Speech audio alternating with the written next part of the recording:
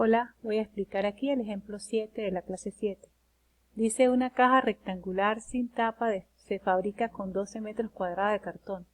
Calcula el volumen máximo de la caja. En este tipo de problemas es importante primero observar lo siguiente, ¿no? ¿Cuál es la función a la cual le voy a hallar el máximo o el mínimo valor? Porque como no está expresado explícitamente, pues hay que entender el problema y ver cuál sería esa función donde vamos a trabajar.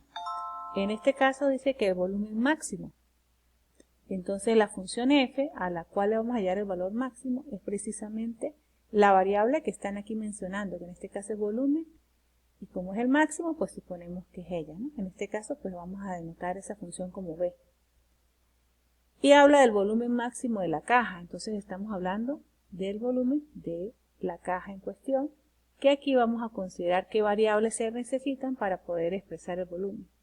Entonces cuando tenemos una caja rectangular, pues necesitamos las tres dimensiones de la caja y la fórmula sería el producto de las tres dimensiones. En este caso sería x, que se consideró como este largo, y como el ancho y z como el alto. Pero también hay que ver si el problema tiene condiciones, porque en este tipo de problemas, si se deja solamente la función, pues va a ser imposible hallar máximo y mínimo porque posiblemente no lo tenga. Y son las condiciones que están extras en el problema lo que nos indican que el problema está condicionado y si de alguna manera pues nos va a permitir hallar ese máximo o mínimo valor de acuerdo a lo que nos pidan. Aquí habla de una caja rectangular sin tapa, ¿eh? Una condición es que no tiene tapa, es decir, esta parte de aquí arriba no la vamos a considerar. Se fabrica con 12 metros cuadrados de cartón.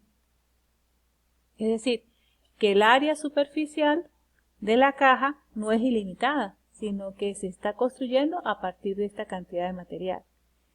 Es decir, que el área de las caras de esta caja rectangular, la sumatoria de todas ellas, el área superficial va a ser igual a 12 metros al cuadrado.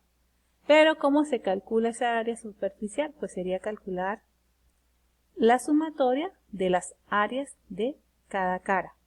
Por ejemplo, en esta cara el área sería z por y, esta de aquí sería z por x, y esta de aquí abajo pues sería yx, ¿verdad? Pero como no tenemos esta tapa de arriba, pues hay que descontar esta área. Entonces aquí sería 2 veces xz, se refiere a estas caras que están aquí laterales, ¿verdad? La 2yz pues sería la de delante y la cara de atrás. Y en la que está aquí de este lado solamente sería la de la base porque la de arriba no tiene tapa. Y me dicen que la sumatoria de todas esas áreas tiene que ser igual a 12. Entonces esa condición me va a permitir escribir esta función b solamente en términos de dos variables. Y utilizar entonces el criterio de la segunda derivada porque ese criterio solamente está definido para funciones de dos variables. Ya cuando son tres variables, pues no se puede utilizar ese criterio. Por eso es importante esta condición. El propósito sobre todo de esta es de alguna manera poder limitar las condiciones o las variables x, y, z y también para escribir la ecuación del volumen solamente en términos de dos variables. Aquí podríamos despejar una de las variables y dejarlo todo expresado en términos de las otras dos. Por ejemplo, aquí se despeja es a z. Entonces se sacó factor común en estas dos. Quedaría z por 2x más 2y más xy igual a 12. Después de ahí pues se despeja, ¿no? Quedaría xy pasa para acá restando, sería 12 menos xy. Y el factor que queda aquí cuando saco factor común z, pues queda aquí dividiendo. De modo que cuando ya tenga este z, lo sustituye aquí en la fórmula del volumen y el volumen solamente va a quedar en términos de x y de y. Repito, eso es importante hacerlo porque el criterio que se va a utilizar en este ejemplo es el criterio de la segunda derivada. Y en ese criterio las funciones tienen que estar definidas solamente en términos de dos variables. Una vez que se tiene la fórmula del volumen, pues se buscan los puntos críticos. ¿Cuáles son los puntos críticos de la función? Donde la derivada con respecto a x y la derivada con respecto a y me da igual a 0. Entonces eso es lo que se hace en el paso siguiente. Se deriva con respecto a x y se deriva con respecto a y.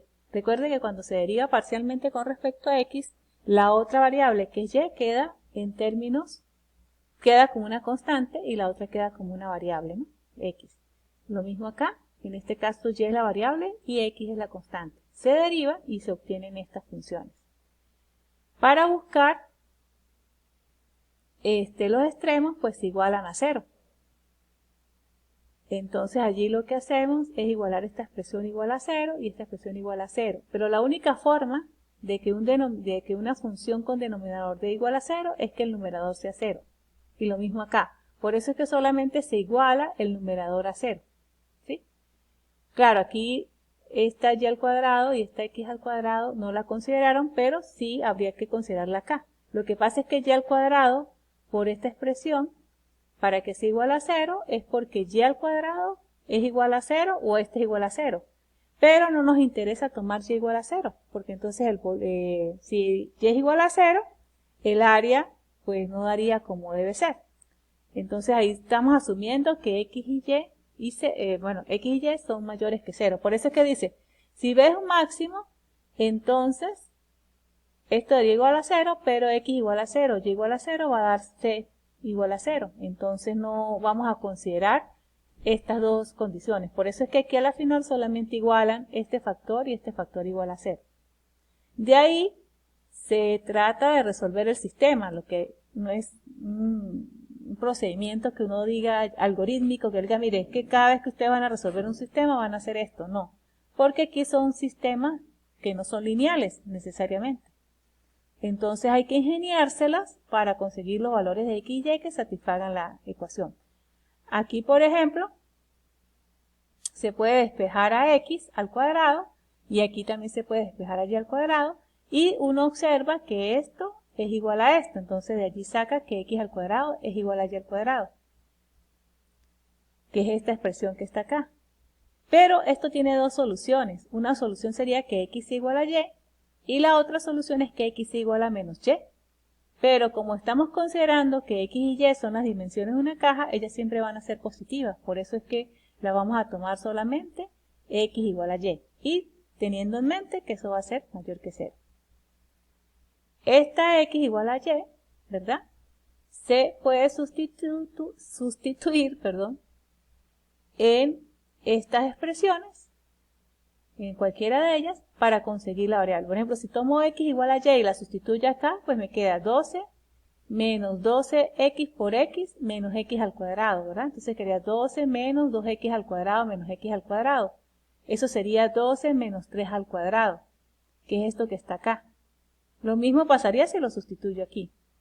Entonces de allí despejamos x y nos da que 3x al cuadrado es igual a 12.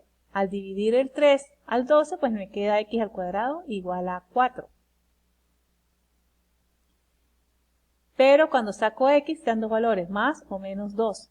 Entonces solamente vamos a tomar el positivo, porque x y y solamente son positivas, ¿verdad? Y con eso, pues ya obtendríamos un punto. Ese se sustituye en lo que consideramos como z y obtenemos entonces el punto donde hay un extremo en la función. Pero para poder determinar si eso es realmente un mínimo, habría que utilizar la prueba de la segunda derivada, como dice allí. Entonces hay que derivar la función las dos veces con respecto a x, las dos veces con respecto a y la derivada mixta para utilizar el criterio de la segunda derivada. Y ahí pues sí se constata de que es un máximo valor para la función del volumen. Y las dimensiones del rectángulo para que esto ocurra sería 2, 2 y z igual a 1. Y de allí pues esos valores se sustituyen en la fórmula del volumen y obtenemos que el volumen es 2 por 2 por 1 da igual a 4. Y ese es el máximo volumen de la caja. Y las dimensiones donde alcanza ese mayor valor es precisamente en esos valores de x, y y z.